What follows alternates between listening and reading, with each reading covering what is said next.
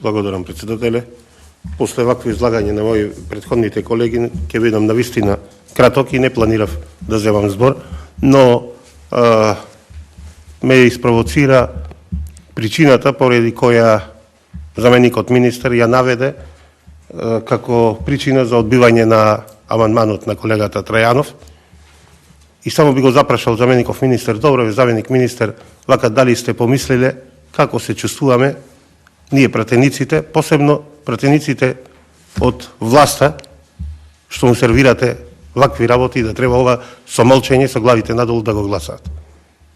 Дали не мислите дека треба да се сменат работите во оваа држава, дека е време, после она што го кажа колегата Трајанов, навистина сум испровоциран?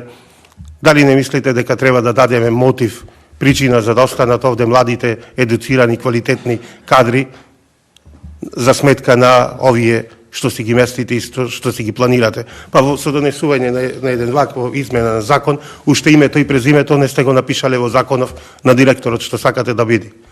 Очигледно е дека Пазар 3, реконструкцијата на владата продолжува и на пониските ешалони.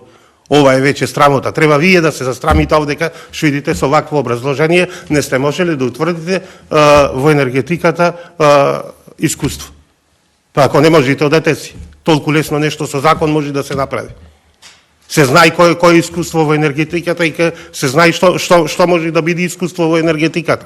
Како може заменик министер да ни давате вакво, да речам, глупо образложение во најмала сметка, не сте можеле да утврдите искуство во енергетиката? Па како не ви е срам?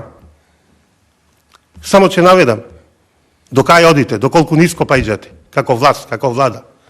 Пред нецел месец во надзорен одбор на Електрани на Македонија носите професорка по македонски јазик и литература. Премиерот назначува заменик министер за земјоделие, професорка по албански јазик и литература. Имаше на приказка за некој владетел со советник и поставувале, владата е назначувале, лекарот го клавале за земјоделие, правникот лекар и слично, и советникот му рекол: крале, царе, шопреш, како ги разместуваш луѓево? Му рекол: ако ги клајме кај што му е местото, ни ти, ни јас ќе бидеме на овие места. Така и вие правите.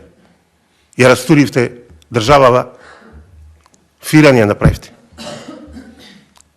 И овде, барем да најдевте некое посоодветно образложение. Ова навистина ја вреđа интелигенцијата на сите што седиме на оваа округла маса.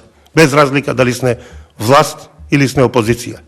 Пратеници сме избрани од народот. Ова е срамно што се случува, што го правите.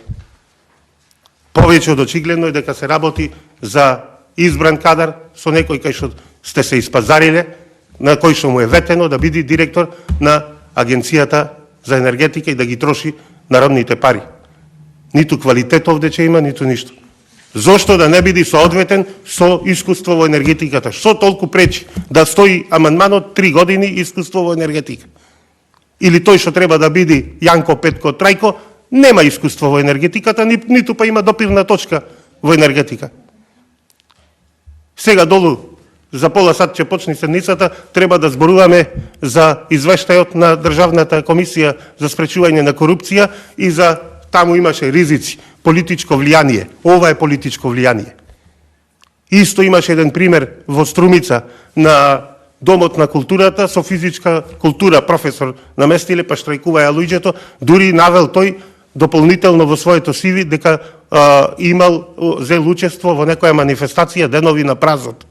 Може и овој директоров ваш, што сега ќе го наместите, ќе има на кромидот или слично нешто. Абе како не се застрамите? Стварно не можам поиќе да се воздржам и затоа вака ви се обраќам. Ова е многу ниско. Ова е недозволиво да го правите на една држава. Благодарам.